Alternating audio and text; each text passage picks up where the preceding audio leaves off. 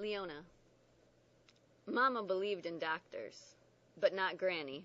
Even if they were black. No, ma'am. I grew up in her house back in Atlanta. She drank down a big cup of goldenrod tea every morning with a nutmeg floating in and declared she didn't need no other medicine. Dr. Bates tried to sell her his iron pills and told her straight out that that tea of hers would raise her blood pressure and burst her. He passed away that very same summer. Next, I said it would give her brain fever. He died on his 50th birthday, I believe, right during the party. Had him a real nice funeral later. Granny lived to 99 by her count.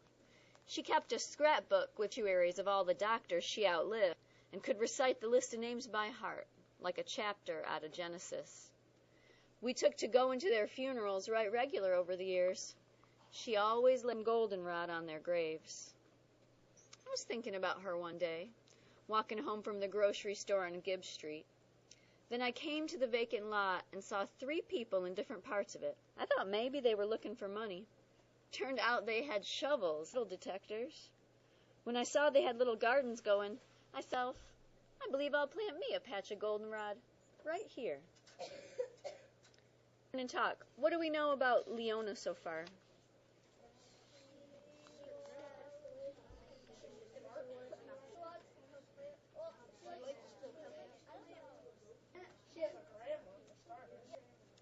Three, to the 2, to the 1-zaroo. They had little gardens going. I said to myself, I believe I'll plant me a patch of goldenrod right here.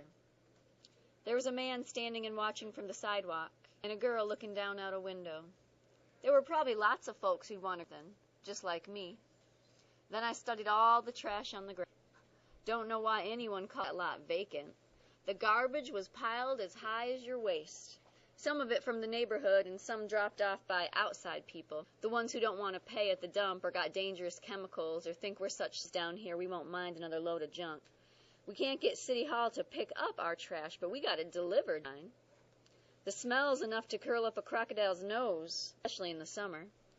The gardeners had made some trails through it. I knew precious few would join them until that mess was hauled away. Looking at it, I knew this wasn't a job for no wheelbarrow. This was a job for a telephone, for the telephone. A job for the telephone. What could she mean by that? Talk.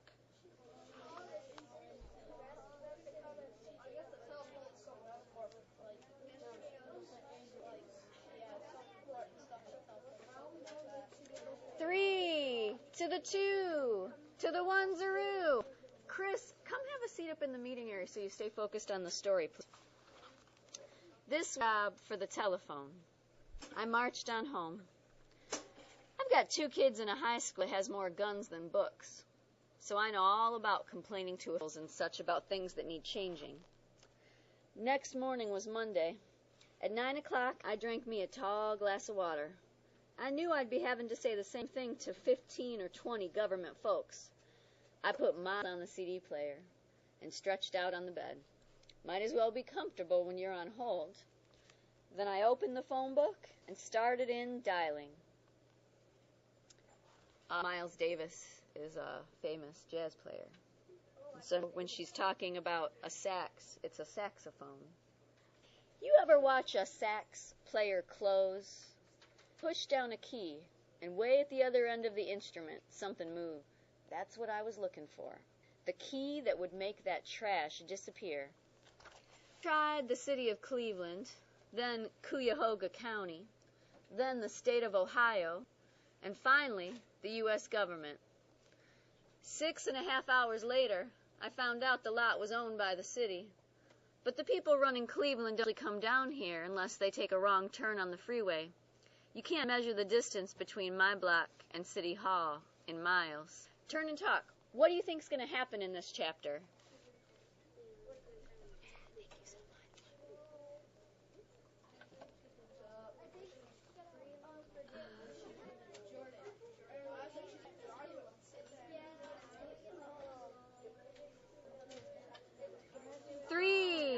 To the 2, to the 1-zaroo.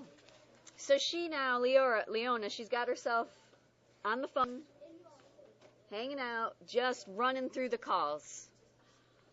You can't measure the distance between my block and City Hall in miles. Just the same, I kept working on it the next day. That Citizens Information Center told me to call the Public Health Department. They sent me to someone else. They're all trained to be as slippery as snakes, and to be out to lunch, to not return messages, and to keep folks on hold till they get gray and die. I had the feeling I went farther from the key I needed instead of closer. Then on the third day, I thought on it. When people talk to you on the phone, you're nothing but a voice. And when you're on hold, you're not even that. I had to make myself real to them. That morning, I took a bus downtown and walked to the Public Health Department. Told about the trash all over again to this up receptionist.